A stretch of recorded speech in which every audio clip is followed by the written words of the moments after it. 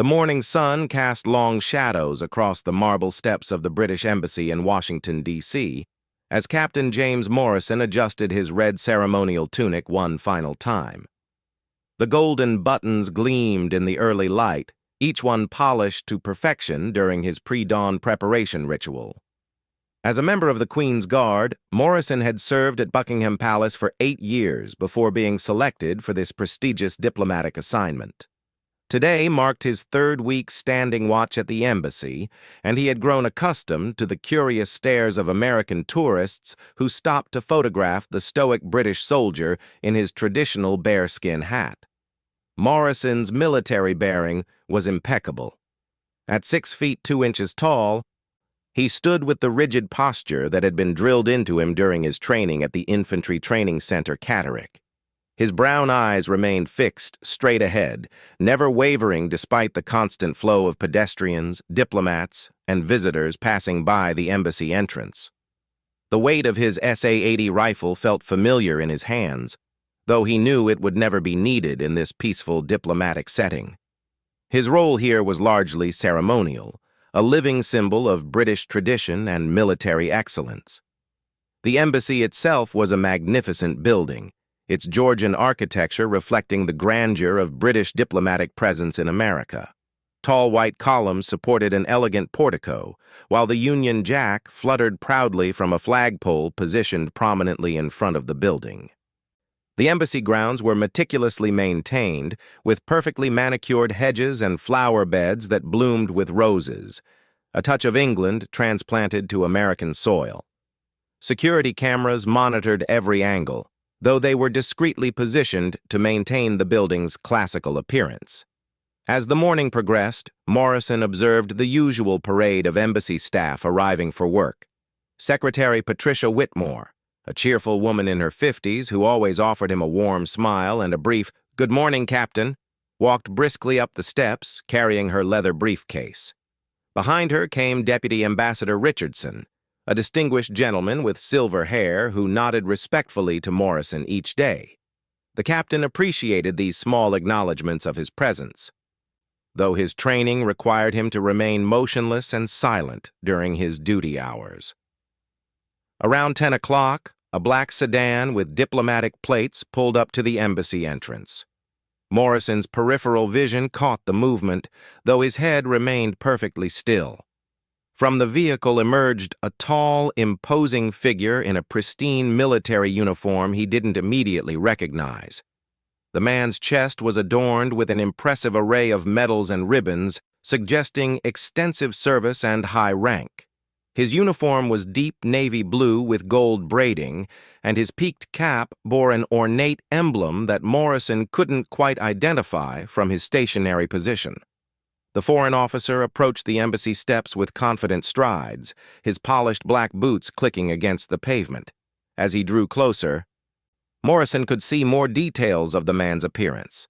He appeared to be in his late 40s, with a stern face marked by sharp features and penetrating dark eyes. His uniform bore the insignia of a colonel, and the numerous decorations on his chest suggested service in multiple conflicts. There was an air of authority about him that commanded attention, yet something in his demeanor struck Morrison as overly aggressive for a diplomatic setting. When the foreign colonel reached the base of the embassy steps, he stopped abruptly and turned his full attention to Morrison. The captain maintained his stoic expression, trained never to acknowledge or react to the curiosity of passers-by. However, this man's intense stare felt different from the usual tourist interest. There was a challenge in his eyes, a testing quality that immediately put Morrison on alert despite his outward calm. "You there, soldier!" the foreign officer called out in accented English, his voice carrying clearly across the embassy entrance. Morrison's training dictated that he remain silent and motionless while on ceremonial duty, but he could sense that this interaction was heading in an unusual direction. The man's tone held an expectation of response that went beyond casual curiosity. The foreign colonel took several steps closer, positioning himself directly in front of Morrison. "I am Colonel Victor Petrov of the Romanian Armed Forces," he announced loudly enough for several nearby pedestrians to hear. "I have served my country for 23 years and hold the rank of full colonel. You will render proper military courtesy and salute a superior officer." Morrison's mind raced while his body remained perfectly still. His training at Catterick had covered interactions with foreign military personnel, but this situation fell into a complex gray area. As a member of the Queen's Guard on ceremonial duty at a British diplomatic facility, his primary obligation was to maintain his post and adhere to the strict protocols governing his behavior while in the ceremonial role. Saluting was typically reserved for specific circumstances involving British superior officers or foreign dignitaries during formal ceremonies. Colonel Petrov's voice grew more insistent as Morrison failed to respond. "Did you not hear me, soldier? I outrank you significantly, and military protocol demands proper respect between allied forces. Your failure to salute is a serious breach of military etiquette." Several embassy employees had paused near the entrance, drawn by the escalating confrontation. Patricia Whitmore stood near the embassy doors, her expression concerned as she witnessed the unusual scene unfolding. Morrison's internal conflict intensified as he weighed his options. His duty as Queen's Guard required unwavering adherence to ceremonial protocol, which dictated that he remain motionless and silent except in specific circumstances. However, Colonel Petrov's demand created a diplomatic complication that could potentially escalate into an international incident if mishandled. The captain's 8 years of military experience had taught him to think quickly under pressure, but this particular scenario had never been covered in his extensive training. The Romanian colonel's face began to flush with anger as Morrison continued his silent vigil. "This is outrageous," Petrov declared, his voice rising. "I demand to speak with your commanding officer immediately. This soldier's insubordination is a disgrace to military tradition and an insult to the alliance between our nations." He turned toward the embassy entrance as if to march inside and register a formal complaint. At that moment, Deputy Ambassador Richardson emerged from the embassy, having been alerted to the disturbance by concerned staff members. The distinguished diplomat approached with measured steps, his experienced eye quickly assessing the tension between the two military figures. Richardson had spent 30 years in diplomatic service, and his calm demeanor reflected his extensive experience in diffusing potentially volatile international situations. "Good morning, Colonel," Richardson said pleasantly, extending his hand toward Petrov. "I am Deputy Ambassador Richardson. I understand there seems to be some confusion regarding military protocol. Perhaps we could discuss this matter inside where we might resolve any misunderstanding in a more appropriate setting." Colonel Petrov's attention shifted to the diplomat, though his anger remained evident. "There is no misunderstanding, Ambassador. This soldier has refused a direct order from a superior officer. In my country, such insubordination would result in immediate disciplinary action. I demand an explanation for this insulting behavior." Morrison remained at attention throughout this exchange, his brown eyes fixed on the horizon while his mind continued processing the complex dynamics at play. He could hear the conversation clearly, and he understood that his next actions could have significant consequences extending far beyond this moment. The weight of his responsibility as both a soldier and a diplomatic representative pressed heavily on his shoulders. Richardson nodded thoughtfully as he listened to Petrov's complaint. "I can certainly understand your perspective, Colonel. Military courtesy is indeed important in maintaining good relations between allied forces. However, I believe there may be some specific protocols governing ceremonial duties that we should clarify. Captain Morrison is currently performing ceremonial guard duty, which involves very particular regulations about when and how he may break his position." The explanation did little to mollify Colonel Petrov, whose anger seemed to be building rather than subsiding. "Ceremonial duty does not excuse basic military courtesy," he insisted. "A salute takes mere seconds and shows proper respect for rank and service. This soldier's behavior is unacceptable regardless of his current assignment. As the confrontation continued, more embassy staff gathered near the entrance, their faces reflecting a mixture of curiosity and concern. The unusual scene was also drawing attention from passers-by on the street, with several people stopping to observe or photograph the dramatic exchange. Morrison was acutely aware of the growing audience, understanding that whatever happened next would likely be recorded and potentially shared widely on social media. The tension reached a critical point as Colonel Petrov stepped even closer to Morrison, positioning himself mere inches from the captain's face. "I am giving you one final opportunity to show proper military respect," he said in a low, threatening tone. "Salute me now, or face the consequences of your insubordination. I will not be insulted by a ceremonial decoration pretending to be a real soldier." Morrison's jaw tightened almost imperceptibly at the insult, though his expression remained perfectly controlled. The colonel's words had crossed a line from demanding military courtesy to questioning his competence and dedication as a soldier. Every fiber of his being wanted to respond to the provocation, but his training and duty held him firm. The next few moments would test everything he had learned about military discipline, diplomatic sensitivity, and personal honor. The embassy steps had become a stage for a confrontation that embodied much larger questions about military protocol, national pride, and international relations. Morrison stood at the center of it all, a lone figure in red bearing the weight of expectations from multiple nations and military traditions.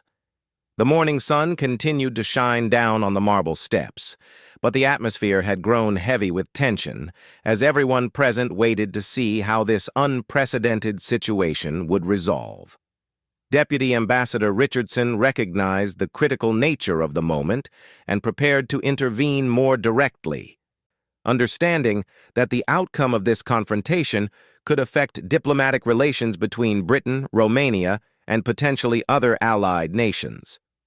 The stakes had risen far beyond a simple matter of military etiquette, and the resolution would require careful navigation of complex political and cultural sensitivities. Colonel Petrov's final ultimatum hung in the air like a challenge that demanded an immediate response. Morrison's decision in the next few seconds would determine not only his own fate, but potentially influence the broader relationship between allied military forces. The weight of history and tradition pressed down on his shoulders as he prepared to take action that would shock everyone present and reveal the true depth of his character and training. The confrontation had reached its breaking point, and the time for passive resistance had passed. What happened next would demonstrate the difference between mere ceremony and genuine military excellence, between following orders blindly and understanding the deeper principles that guide truly professional soldiers. Morrison was about to show Colonel Petrov and everyone else present exactly what it meant to serve in the Queen's Guard. The tension on the embassy steps reached its peak as Colonel Petrov waited for Morrison's response to his ultimatum. The gathered crowd held its breath, smartphones recording every moment of what had become an unexpected international incident.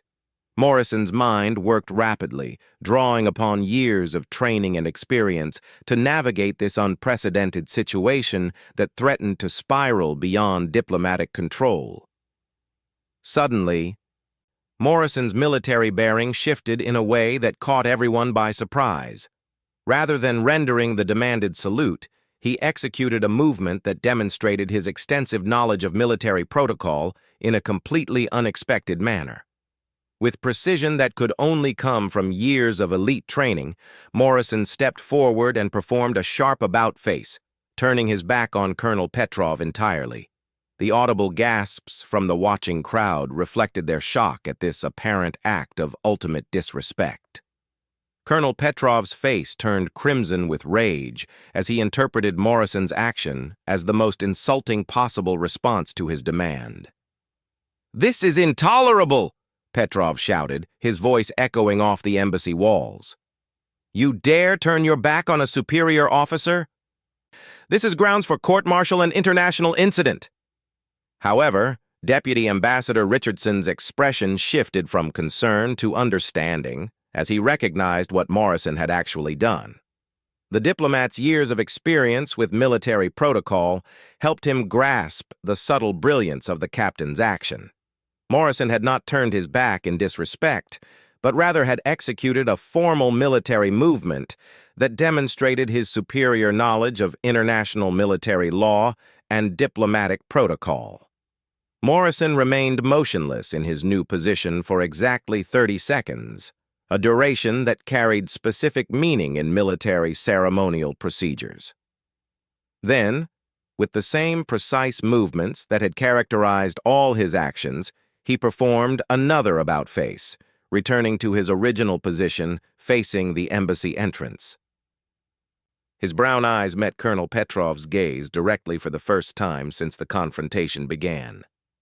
"Colonel Petrov," Morrison said in a clear, measured tone that carried across the embassy steps, "I am Captain James Morrison of Her Majesty's Coldstream Guards, currently assigned to ceremonial duty at this British diplomatic facility.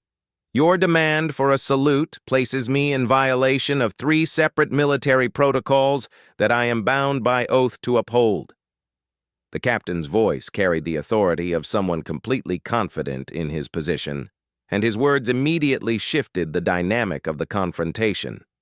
Petrov's angry expression began to show traces of uncertainty as Morrison continued his explanation with the precision of a military academy instructor. "First," Morrison stated, "as a member of the Queen's Guard performing ceremonial sentry duty, I am bound by regulations that strictly limit when I may break position or speak.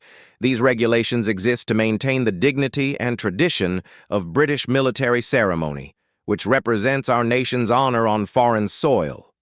Colonel Petrov attempted to interrupt, but Morrison continued with unwavering composure. "Second, while I respect your rank and service, Colonel, you are not within my military chain of command. British military protocol requires that I acknowledge the authority only of British superior officers or specifically designated Allied commanders during joint operations, which this is not." The growing crowd listened intently as Morrison delivered what amounted to a masterclass in military protocol. Embassy staff members exchanged glances of admiration and relief as they realized their ceremonial guard possessed far more knowledge and tactical thinking than his silent vigil had suggested. Patricia Whitmore smiled with visible pride, understanding that she was witnessing something extraordinary. Morrison's third point proved to be the most devastating to Colonel Petrov's position. "Most importantly, Colonel, your approach and demands violate the Vienna Convention on Diplomatic Relations, specifically Article 22, which establishes that the premises of diplomatic missions are inviolable. Your attempt to assert military authority over a British soldier performing official duties on British diplomatic territory constitutes an overreach of your authority and a potential violation of international law." The silence that followed Morrison's explanation was profound. Colonel Petrov's face had gone from red with anger to pale with the realization that his understanding of the situation had been completely wrong. The Romanian officer had assumed he was dealing with a simple ceremonial soldier who could be intimidated into compliance, but instead, he had encountered a highly trained professional with extensive knowledge of military law and diplomatic protocol. Deputy Ambassador Richardson seized the moment to address both military men with the skill of a seasoned diplomat. "Gentlemen, I believe we have an excellent opportunity here to demonstrate how professional military officers can resolve misunderstandings through dialogue and mutual respect. Captain Morrison has clearly explained the constraints of his current duty, while Colonel Petrov has expressed legitimate concerns about military courtesy." Richardson's intervention provided a face-saving opportunity for Colonel Petrov while reinforcing Morrison's position.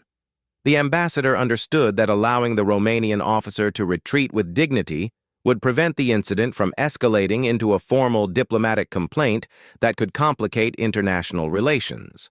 However, Colonel Petrov was not quite ready to concede defeat. His military pride had been challenged, and he felt compelled to assert his position one more time.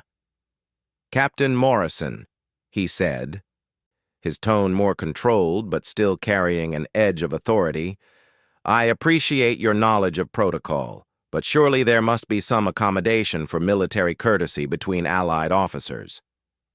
Morrison's response demonstrated both his tactical intelligence and his deep understanding of human psychology. Rather than continuing to rebuff the colonel's attempts to assert dominance, he chose to address the underlying issue that was driving the confrontation. "Colonel Petrov, your service record is clearly distinguished, and I have nothing but respect for military professionals who have dedicated their lives to serving their countries." The captain's acknowledgement of Petrov's service immediately began to diffuse the personal animosity that had built up during the confrontation. Morrison understood that the colonel's aggressive behavior likely stemmed from feeling disrespected rather than from any genuine desire to create an international incident. However, Morrison continued, "military courtesy works both ways. Just as you expect appropriate recognition of your rank and service, I must maintain the standards and protocols that govern my own military duties. My failure to salute you does not reflect any disrespect for you personally or for Romania's contributions to our shared security interests." Colonel Petrov listened carefully to Morrison's words, and those observing could see his rigid posture beginning to relax slightly. The captain had managed to acknowledge the colonel's concerns while maintaining his own position, creating space for a resolution that would allow both men to preserve their dignity. Morrison then made a gesture that surprised everyone present, including Deputy Ambassador Richardson. The captain stepped slightly to his right, moving away from his ceremonial post for the first time since the confrontation began. "Colonel," he said, "while I cannot salute you in my capacity as ceremonial guard, I can offer you something else that I believe you will find more meaningful." What happened next demonstrated Morrison's exceptional emotional intelligence and his understanding of military culture across different nations. Rather than offering a salute, which would have compromised his duty protocols, Morrison extended his right hand toward Colonel Petrov in a gesture of professional respect between soldiers. "I would be honored to shake your hand, Colonel, as one professional soldier to another. Your 23 years of service deserve recognition, and I hope we can part as colleagues who understand each other's dedication to duty, even when our protocols differ." The gesture caught Colonel Petrov completely off guard. He had spent the past 20 minutes trying to force Morrison into a display of subordination, but instead was being offered something far more valuable: genuine respect between equals.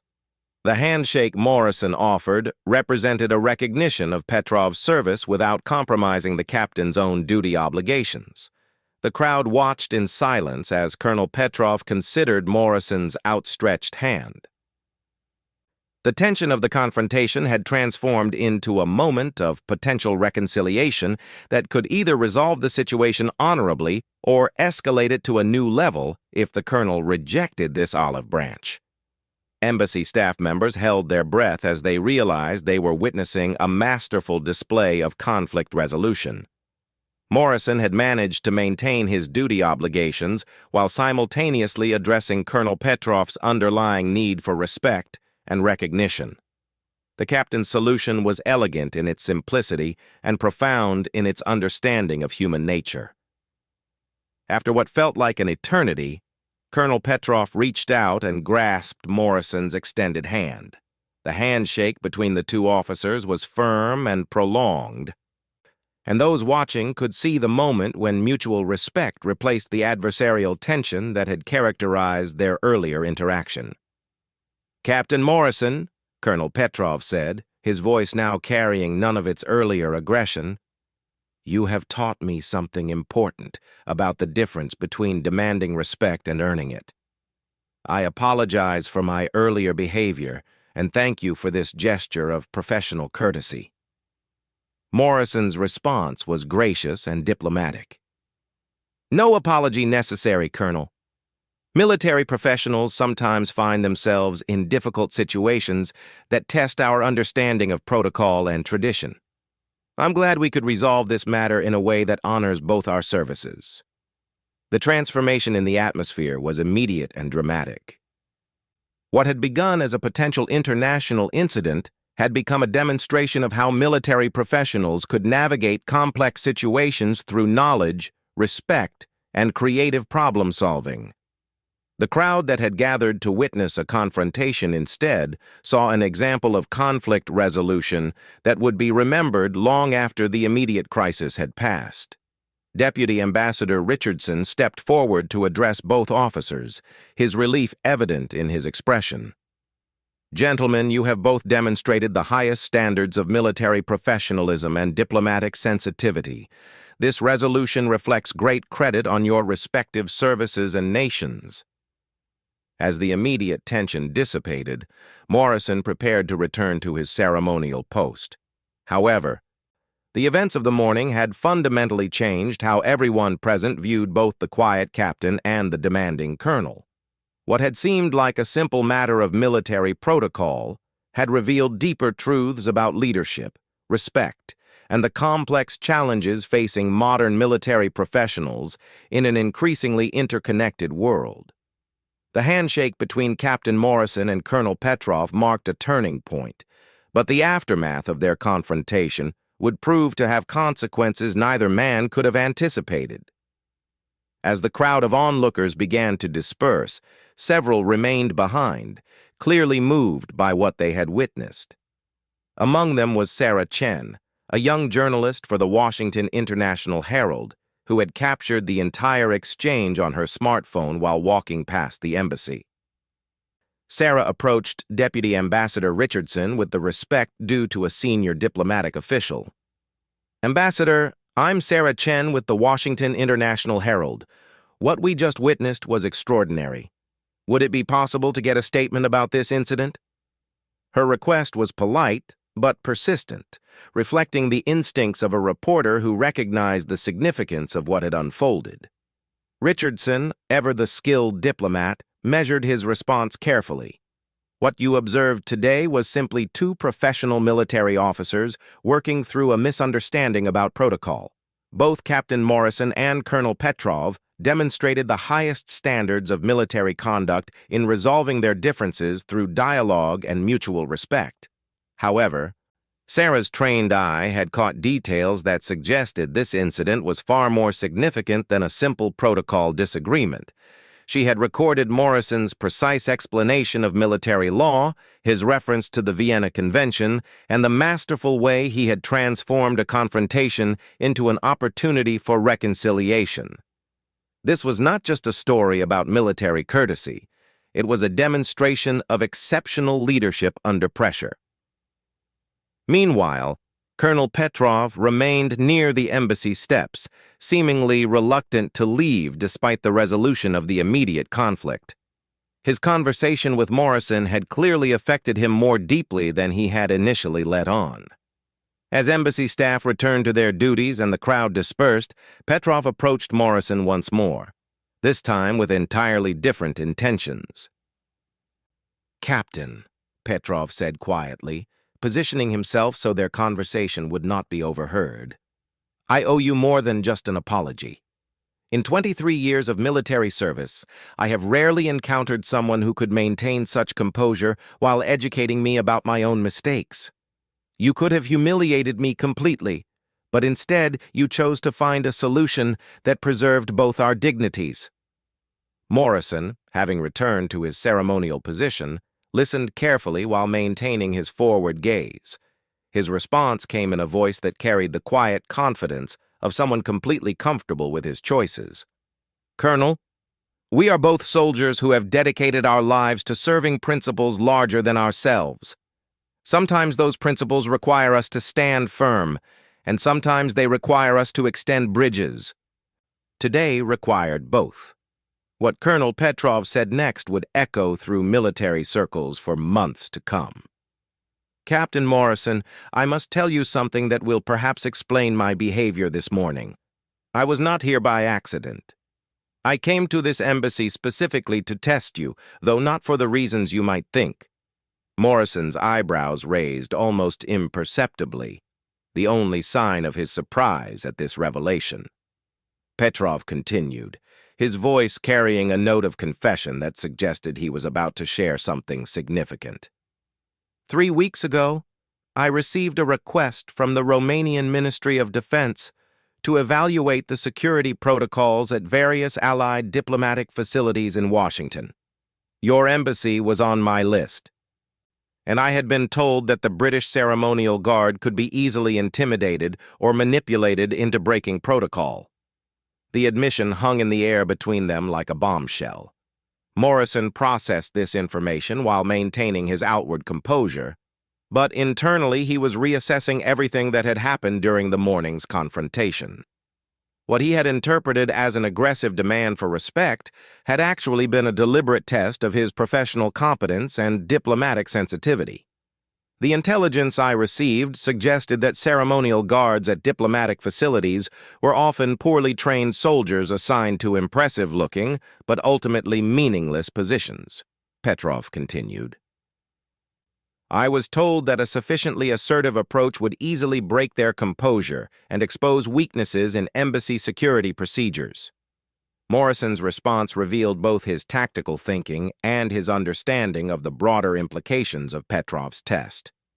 And instead, you discovered that ceremonial duty requires extensive knowledge of military law, diplomatic protocol, and conflict resolution skills that go far beyond basic military training.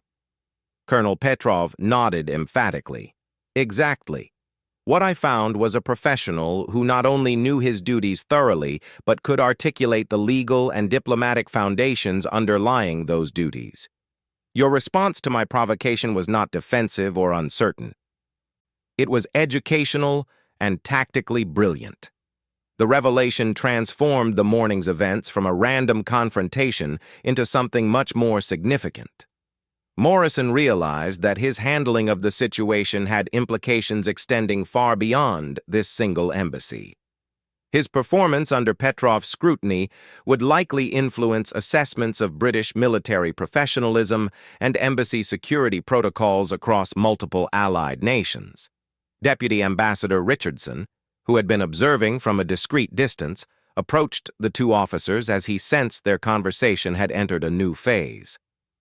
Colonel Petrov, Captain Morrison, I hope your discussion has been productive. I couldn't help but notice that your conversation seems to have taken on a more serious tone. Petrov turned to address the ambassador directly, his demeanor now completely different from his earlier aggressive posture. Ambassador Richardson, I owe both you and Captain Morrison a full explanation. My presence here today was not coincidental. I was conducting an assessment of embassy security protocols on behalf of Allied intelligence services concerned about vulnerabilities in diplomatic facilities. The ambassador's expression shifted from polite interest to sharp attention as he grasped the implications of Petrov's statement. If this had been an official test, then Morrison's performance would be evaluated not just by British military authorities, but by Allied intelligence agencies responsible for diplomatic security across multiple nations. I see, Richardson said carefully.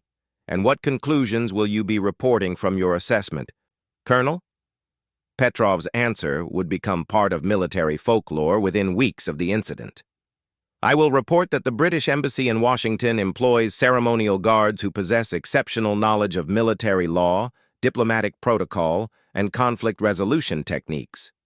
Captain Morrison's performance under pressure was outstanding, and his ability to transform a confrontational situation into an opportunity for professional dialogue exceeded every standard I was asked to evaluate. Morrison maintained his ceremonial position throughout this exchange, but those present could sense his quiet pride in receiving such recognition from someone who had initially been his adversary. The captain's handling of an unexpected test had not only protected the dignity of his position, but had enhanced the reputation of British military professionalism on the international stage. Sarah Chen, who had remained nearby hoping for additional information, caught portions of this remarkable conversation. Her journalistic instincts told her that she had stumbled onto a story with far greater significance than a simple confrontation between military officers. The revelation that this had been a deliberate security test transformed the narrative entirely. As the implications of the morning's events became clear, Morrison reflected on the broader lessons embedded in his experience. His 8 years of training and service had prepared him for many challenging situations, but nothing in his background had specifically addressed how to handle a deliberate provocation designed to test his competence and composure simultaneously. The key to his success had been his adherence to fundamental principles rather than rigid rule-following.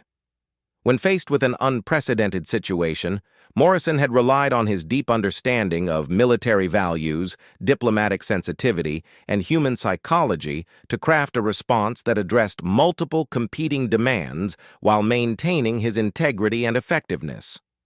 Colonel Petrov prepared to leave the embassy with a final observation that would resonate with everyone who heard it. Captain Morrison, in my assessment report, I will recommend that other allied nations study your approach to ceremonial duty and conflict resolution. You have demonstrated that true military professionalism involves far more than following orders or maintaining impressive appearances. It requires intelligence, adaptability, and the wisdom to recognize when rigid protocol must be balanced against broader diplomatic and human considerations.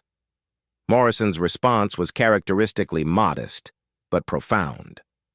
Colonel, every soldier faces moments when their training, judgment, and character are tested simultaneously. Today was simply my turn to face that test. I'm grateful that it resulted in mutual understanding rather than lasting conflict. As Petrov departed, the embassy steps returned to their normal, quiet efficiency. Morrison resumed his traditional silent vigil, but the morning's events had changed how everyone viewed his role. Embassy staff members passed with renewed respect for the depth of knowledge and skill required to fulfill what many had previously seen as a purely ceremonial function. Sarah Chen published her account of the incident 2 days later, and the story quickly gained international attention. Her article, titled "The Guard Who Turned Protocol into Diplomacy," sparked discussions in military academies, diplomatic training programs, and international relations courses around the world. The incident became a case study in how individual professional excellence could influence broader institutional relationships. Within a month, Morrison received a commendation from the British Military Command recognizing his exceptional performance under challenging circumstances. More significantly, his approach to the confrontation was incorporated into training programs for soldiers assigned to diplomatic duties, ensuring that future ceremonial guards would be prepared for the complex situations they might encounter. Colonel Petrov's assessment report praised not only Morrison's individual performance, but also the broader quality of British military training and professional development. His recommendations led to enhanced cooperation between allied nations in preparing military personnel for diplomatic assignments, recognizing that such roles required skills extending far beyond traditional combat training. The embassy steps, where the confrontation had unfolded, became a symbol of how military professionalism and diplomatic sensitivity could combine to transform potential conflicts into opportunities for international cooperation. Morrison continued his ceremonial duties with the same dedication and precision he had always shown, but now his silent vigil carried additional weight as an example of excellence under pressure. Years later, military historians would analyze the incident as a perfect example of how individual character and professional competence could influence international relations in unexpected ways. Morrison's ability to maintain his principles while finding creative solutions to complex challenges demonstrated the highest ideals of military service in an increasingly interconnected world. The story of the foreign officer who demanded a salute and the royal guard whose response shocked everyone at the embassy became more than just an anecdote about military protocol. It became a testament to the power of knowledge, composure, and creative thinking to transform confrontation into cooperation and conflict into mutual respect. Morrison had proven that true strength often lies not in forcing compliance, but in finding ways to honor multiple perspectives while maintaining one's own integrity and mission focus.